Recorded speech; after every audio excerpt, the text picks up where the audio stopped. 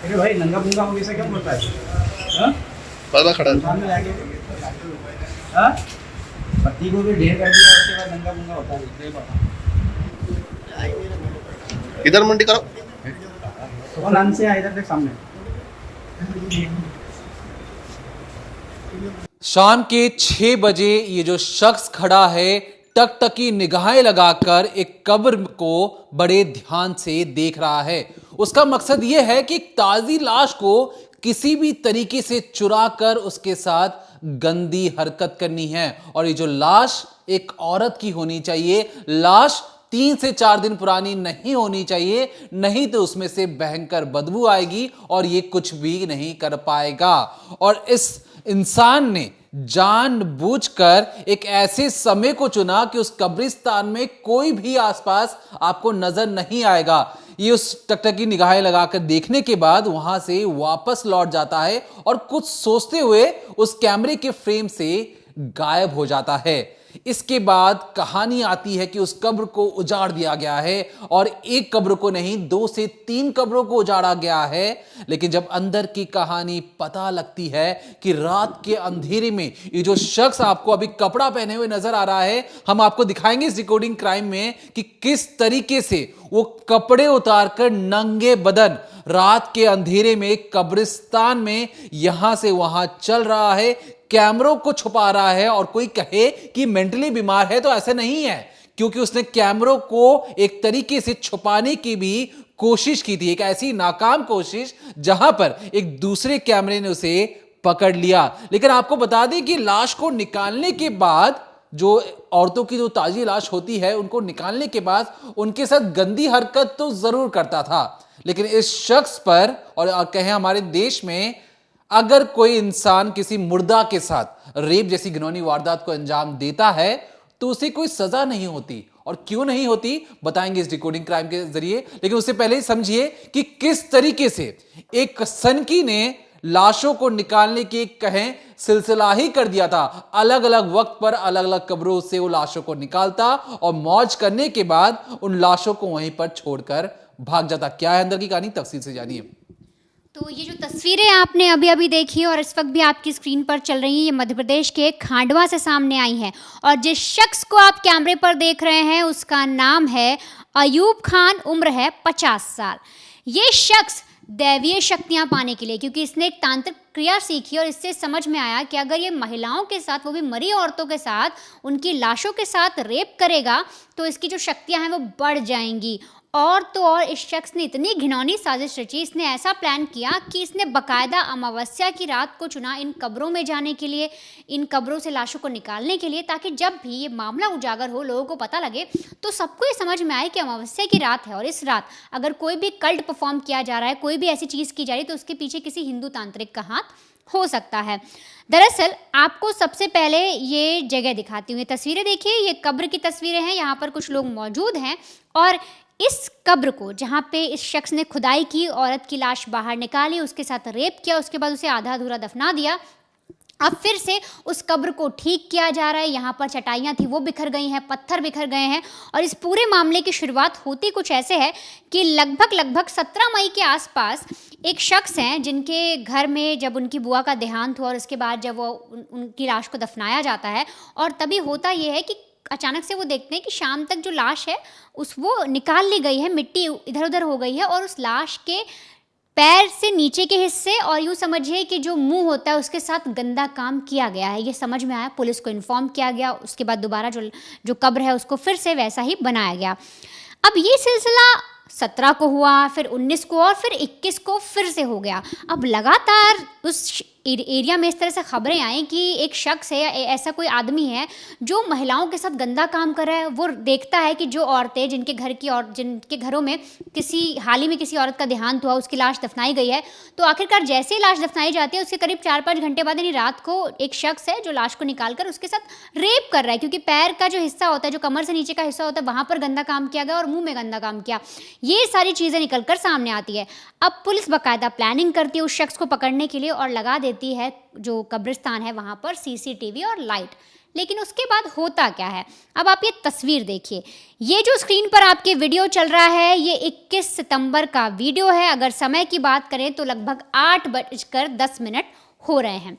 इस वक्त आप खुद देखिए कि जो कब्रिस्तान है काफ़ी शांत पड़ा हुआ है क्योंकि रात का मामला है, और तो और एक लाइट जो है वो भरपूर चमक रही है। यही वो लाइटें हैं कि जब जिस तरह से मामला सामने आया, जब लोगों ने शिकायत की पुलिस में, तो पुलिस ने चेक करने के लिए कि आखिर कौन सा वो शख्स है जो इस तरह से अंदर आकर औरतों के साथ गलत काम कर रहा है, तो बाकायदा कब्रिस्तान में लाइटें लगाई गई और कई सारे CCTV लगा दिए गए जिसमें से कुछ छुपे थे और कुछ दिख भी रहे थे। अब आप इस वीडियो को देख रहे हैं, तो इस वीडियो में आगे जब बढ़ेंगे तो करीब 8:15 पर और 40 सेकंड के पास आपको ज़रा सी हलचल होती दिखाई देगी। कहाँ पर? जहाँ पर आप नोट करिए जो 21 सितंबर और टाइमिंग लिखा हुआ है उसी के कुछ नीचे आपको हल्की सी हलचल होती नजर आएगी। अगर गौर करेंगे तो आपको एक शख्स दिखेगा, लेकिन जब तक के लिए एक ऐसा कुछ लग रहा है कि शायद किसी पत्ते की सरसराहट हुई है या कोई जानवर उधर से गुजरा है। कोई भी ऐसी हलचल आपको उस जगह पर नजर आएगी। अब जैसे ही CCTV थोड़ा आगे बढ़ता है तो इसमें दिखेगा, क्योंकि हमने इस CCTV को बाकायदा बहुत गौर से देखा है, इसे समझने की कोशिश की है, उसी तरह से मैं आपको भी समझाने की कोशिश कर रही हूँ कि जैसे ही समय थोड़ा बीतता है ये शख्स थोड़ा सा आगे बढ़ने की कोशिश कर ही रहा होता है कि इसकी नज़र पड़ती है कि सामने CCTV कैमरा और साथ ही साथ लाइट बहुत तेज़ है। अब इसको समझ में आता है कि जैसे ही ये आगे बढ़ेगा, क्योंकि जब तक अंधेरे में है तब तक तो बिल्कुल हल्की सरसराहट हो रही है, जैसे मैं आपको बता रही हूँ कि सिर्फ ये लग रहा है कि शायद कोई मौजूद है। कौन मौजूद है ये पहचान पाना बहुत मुश्किल है। तो ये भी यहाँ पर सोच लेता है कि जैसे ही ये लाइट में आएगा तो पूरी तरीके से इसका चेहरा दिख जाएगा, CCTV में कैप्चर हो जाएगा और जो इसकी बाकायदा एक साजिश थी, जिस तरह से एक महिलाओं के साथ कर रहा था, उसका पर्दाफाश हो जाएगा। और इसीलिए ये बड़े ही आराम से, आप अगर इसे नोटिस करेंगे, 8:15 पर जो पेड़ बने हुए हैं, जो बहुत सारे कब्रिस्तान में झाड़ लगी हुई हैं, उसी के पीछे से जंगल की तरफ, अपनी समझिए उसके पीछे से गली में भागने की कोशिश करता है उस कब्रिस्तान में, और फिर वहीं से पीछे वो उस एरिया को क्रॉस करने की कोशिश करता है ताकि वो CCTV की नज़र में ना आए, मतलब पेड़ों से बचकर वो अंदर निकलता है। और फिर जैसे ही आगे हम बढ़ेंगे, जैसे ही हम थोड़ा सा आगे बढ़ जाएंगे, अगर हम टाइम की बात करें तो 8:16 लगभग 30 सेकंड के आसपास ही आपको ये उस पेड़ों से बाहर निकलता दिखाई होगा। वहाँ पर कुछ हलचल होगी, लेकिन अब यहाँ पर ये थोड़ा क्लियर दिखाई देगा ये आदमी। इसके शरीर पर कपड़े आपको नहीं दिखेंगे और दिखेगा कि एक कपड़ा जो है वो इसके हाथ से लटक रहा है। अब वो कपड़ा क्या है वो भी आपको दिखाएंगे। तो ये कपड़ा दिखाई देगा कि इसके हाथ से लटक रहा है और वो कुछ लकड़ी जैसी चीज़ को लेकर उस कपड़े को उसमें फंसा रहा है और फिर सीधे अपना मुंह थोड़ा सा छुपाकर ये जो लाइट है इसे छुपाने की कोशिश कर रहा है, CCTV कैमरे को भी छुपाने की कोशिश कर रहा है और ये अपनी कोशिश में कामयाब भी होता है। दरअसल ये जो अयूब खान है ये बड़ी ही चतुराई से अपना फेस छुपाता है और लकड़ी के जरिए इस पूरी लाइट और CCTV को छुपा देता है और इसके बाद फिर सीधे वहीं से आप देखिए उसी गली की तरफ चल देता है, क्योंकि इसे उस लाश में, जो औरत की जो लाश दफनाई गई थी उस कब्र में, उसको निकाल कर उसके साथ रेप करना था और अपनी दैवीय शक्तियाँ बढ़ानी थी। वो मैं क्यों कह रही हूँ वो भी आपको बताऊंगी। लेकिन अब जो इसने कपड़ा टांगा और जिस जगह पर छुपाया उसकी भी आपको एक तस्वीर दिखाती हूँ। ये देखिए यहाँ पर गाँव के लोग मौजूद हैं खंडवा के, और ये जो कब्र का मेंटेनेंस करते हैं, जो वहाँ पर देखते हैं, उनको सारी चीज़ें समझा रहे हैं कि इन्होंने जिस तरह से लाश वहाँ पर दफनाई थी कब्र में और कोई रात को आकर ऐसी हरकत करके गया, तो CCTV में जो इन्होंने देखा वो बाकायदा बता रहे हैं और साथ ही दिखा रहे हैं कि किस तरह से इसी कपड़े से, जो कपड़ा आप देख रहे हैं और यही लाइट, यही CCTV छुपाया गया था अयूब खान के द्वारा। कैमरे पे कपड़ा डाला है, उसको ये पता नहीं था सर कि वो सामने भी एक कैमरा लगा हुआ है, क्योंकि उसकी लाइट नहीं जल रही थी, इसकी लाइट जल रही थी।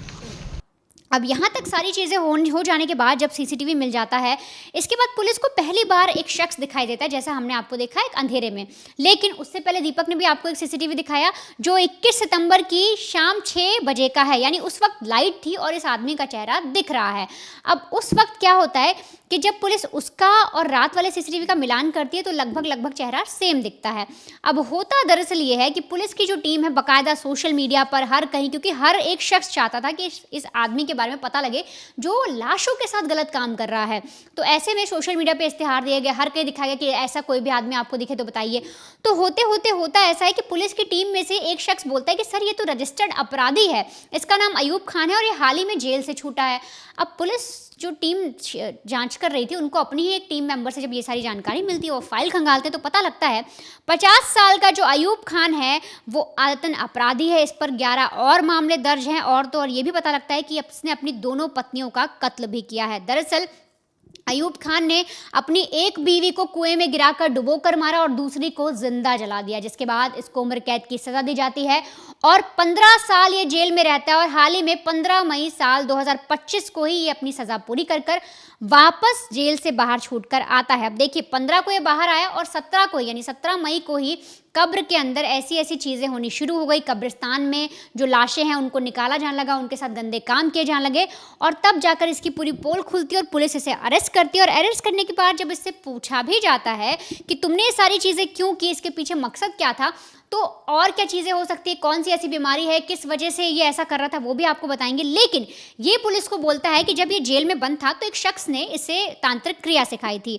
और उसी से उसने बताया था कि अगर तुम ऐसा कुछ करोगे, औरतों की लाश के साथ कब्र से निकाल कर उनकी लाशों के साथ रेप करोगे तो तुम्हारी जो पावर है बहुत ज़्यादा बढ़ जाएंगी, और इसलिए ऐसा काम कर रहा था। हालांकि पुलिस को इसने सारी चीज़ें बताई हैं, लेकिन इसके पीछे कुछ और वजह भी हो सकती हैं, किसी और वजह से भी ये शख्स ऐसे जो हरकतें हैं वो कर रहा है क्योंकि वो आदतन अपराधी है। लेकिन जब इसे पुलिस अरेस्ट करती है और इससे पूछताछ की जाती है तो एक बार आप सुनिए कि ये उस वक्त जो मीडिया पर्सन इससे बात कर रहे हैं तो कैसे रिएक्ट कर रहे हैं और मीडिया वालों ने उस वक्त इसे क्या कहा। अरे भाई नंगा पुंगा हो गया क्या बोलता है? हाँ? बार खड़ा है। सामने लाके हाँ? पति को भी ढेर कर दिया, उसके बाद नंगा पुंगा होता है। इधर मुंडी करो। तो नाम से इधर देख सामने। अब यहां पर आपको ये लग सकता है कि ये जो अपराधी है बड़ा मासूम है, रिपोर्टर्स इसको छेड़ रहे हैं।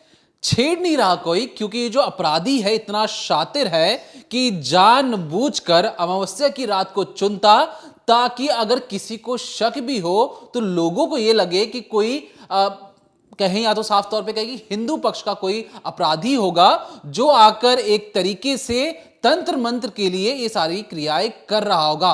तो इसका एक मकसद ये भी था कि पुलिस बहकावे में आकर उसकी जो छानबीन हो वो कभी भी शक अयूब खान पर ना जाए, और इसलिए ये जानबूझकर रात के अंधेरे में, अमावस्या की रात को जहां पर रोशनी बिल्कुल भी नहीं होती चांद की, उस वक्त ये रात के अंधेरे में बिना टॉर्च के, बिना किसी रोशनी के ये अपने शिकार को पहले ही दिन में पक्का कर लेता और रात होते ही अपनी जो हवस की जो आग थी उसे बुझाने की वो कोशिश में लग जाता।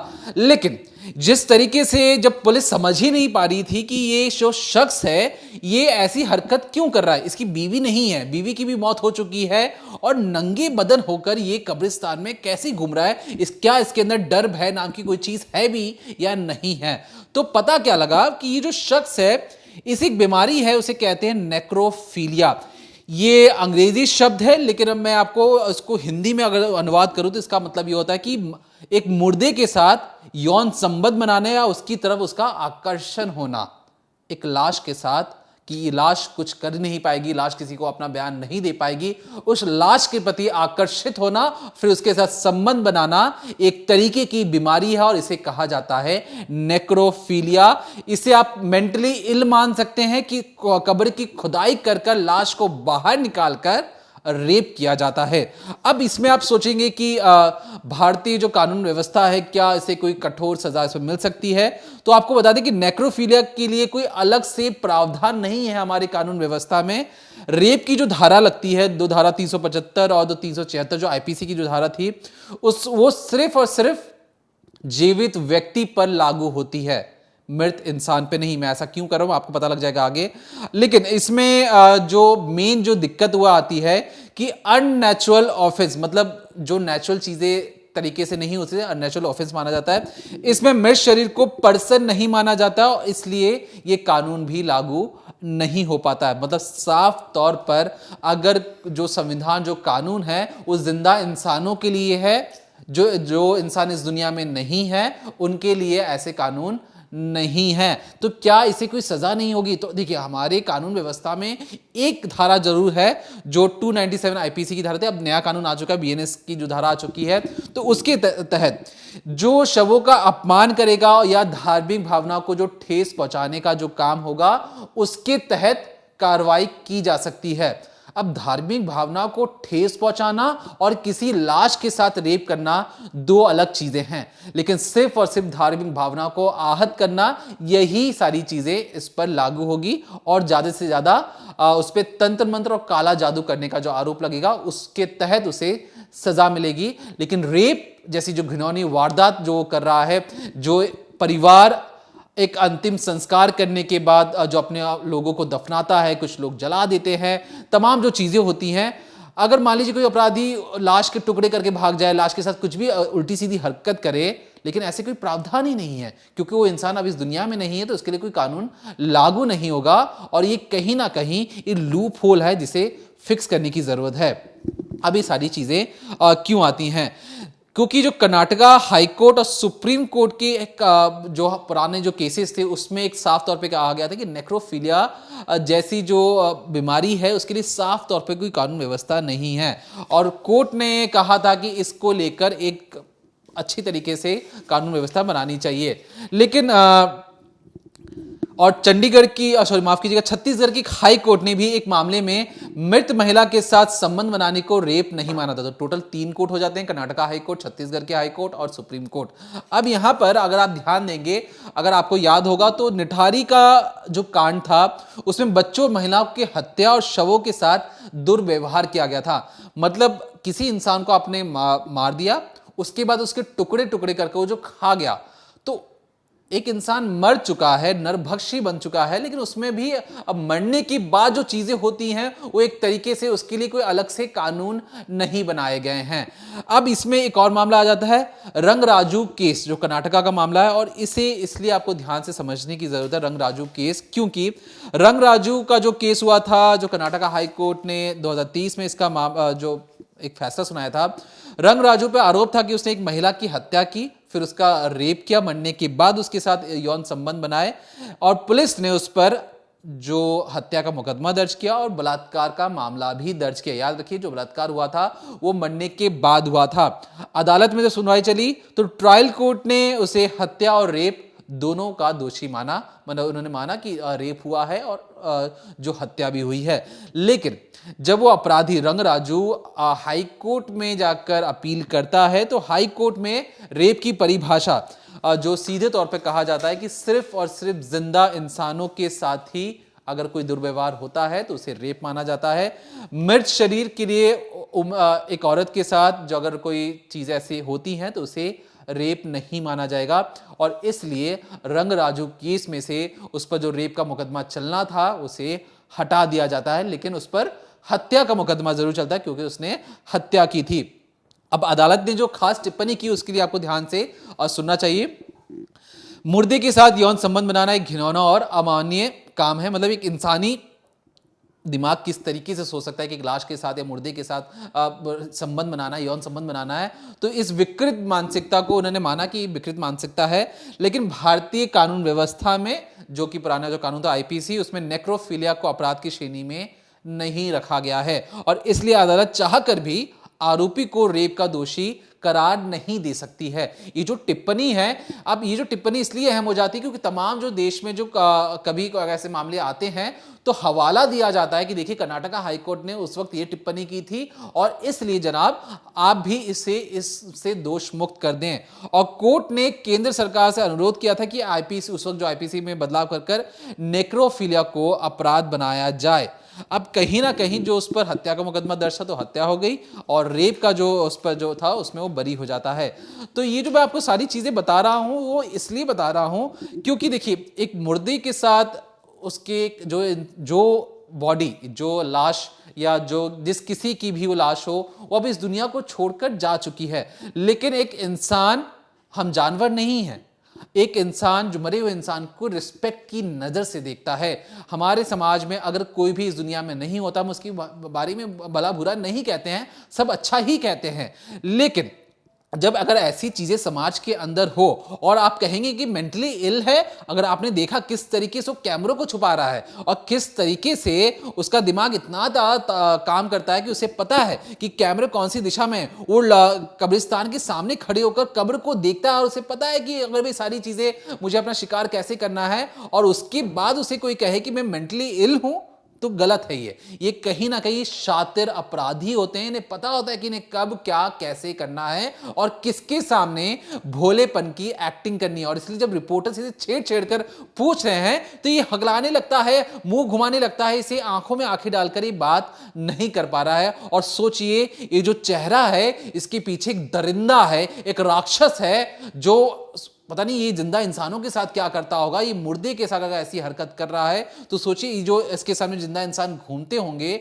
उसे ये किस नजर से देखता होगा। और ऐसे लोगों को समाज में रहने का बिल्कुल भी हक नहीं है। ये हाल ही में जेल से छूटकर बाहर आया था और फिर से जेल के अंदर जा रहा है। और जेल में रहते रहते इसने तंत्र मंत्र वाली चीजें सीख ली। जेल होता है सुधार गृह, होता है जहां पे लोग ठीक होने जाते हैं, अपनी सजा को भुगतने जाते हैं, एक अपने आप में बदलाव लाने के लिए जाते हैं। यहां अपराधी तो पहले एक अपराध कर जेल के अंदर जाता है, वहां पे एक नया अपराध सीखता है और फिर जेल से बाहर आने के बाद उसी अपराध को बढ़ावा देने के लिए एक नया अपराध करता है। तो एक सिलसिलेवार तरीके से इन आदतन अपराधी को हमेशा हमेशा के लिए सलाखों के पीछे होना चाहिए। तो फिलहाल के लिए इस डिकोडिंग क्राइम में इतना। अगर आपके पास भी कोई ऐसी खबर या ऐसे आप चाहते हैं कि इन्वेस्टिगेशन हम आपके सामने लाएं और पेश करें और आसान शब्दों में आपको समझाएं तो कमेंट सेक्शन में कमेंट करके जरूर बताइए ऐसी कौन सी कहानी, ऐसी कौन सी क्राइम केस स्टडीज आप सुनना पसंद करेंगे जिसे हम कोशिश करेंगे हम पढ़कर आप तक जरूर ला सकें। तो तब तक देखते रहिए decoding crime, only on crime तक, मंडे टू फ्राइडे शाम 7:30 बजे।